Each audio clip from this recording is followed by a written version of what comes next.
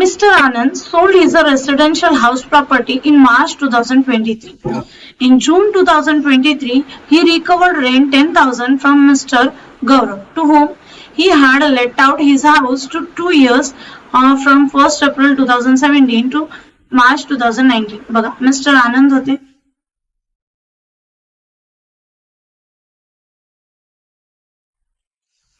Mister आनंदने काय केलं, पहिले तर रेंटवर ठेवलेला. प्रॉपर्टी त्यांची रेंटवर होती.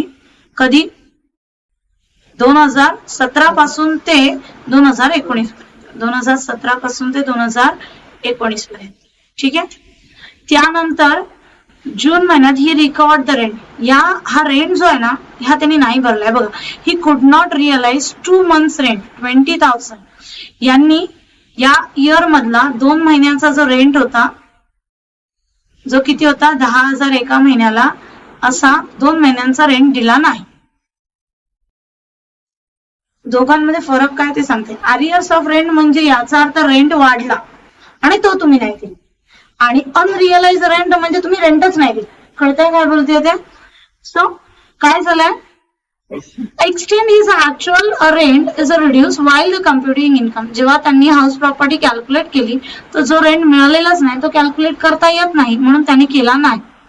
Further he let out the property in 2019 to February 2023. त्यानंतर दुसऱ्या कोणाला तरी दिला, मिस्टर सतीशला त्यांनी ही प्रॉपर्टी रेंटवर दिली एप्रिल 2019 पासून ते 2023 पर्यंत. In April 2021, he had increased the rent.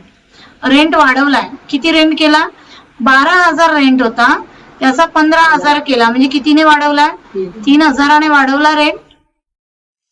Per month, the same subject matter disputes. In September 23, the matter was finally settled, and Mr. Anand received the 69,000 as a arrear of rent. म्हणजे आनंदला एक तर हा rent आहे, तो अनरिअलाइज rent आहे, तो मिळाला, आणि हा वाला 3,000 प्रमाणे 69,000 जो आहे हा अरियर्स ऑफ रेंट आहे. हा रेंट मिळालाय 69,000. ठीक आहे, इथपर्यंत क्लिअर. 2 टाइपचे रेंट आहेत, दोन्ही पण त्याला मिळाले 2024 मध्ये. So would the recovery unrealised rent and arrears of rent taxable? Yes, taxable आहे. येस, ऑफकोर्स टॅक्सेबल आहे. का, तेव्हा ना तुम्हाला मिळाले नव्हते ना, तेव्हा तुम्ही रिड्यूस केलेले, कमी केले होते. आता तुम्हाला मिळाले आहेत ना, तर तुम्हाला ते त्याच्यावर टॅक्स भरणं मॅन्डेटरी आहे.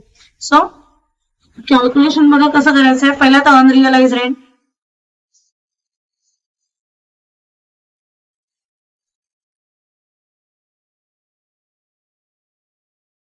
अनरिअलाइज रेंट आपला किती आहे, 20,000.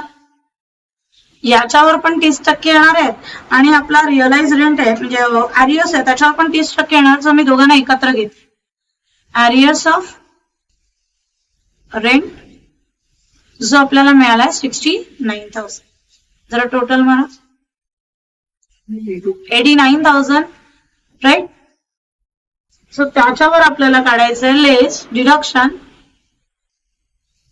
अंडर सेक्शन 24 स्टँडर्ड डिडक्शन 30% काढा. 89,000 वर 30%, 26,700 ना.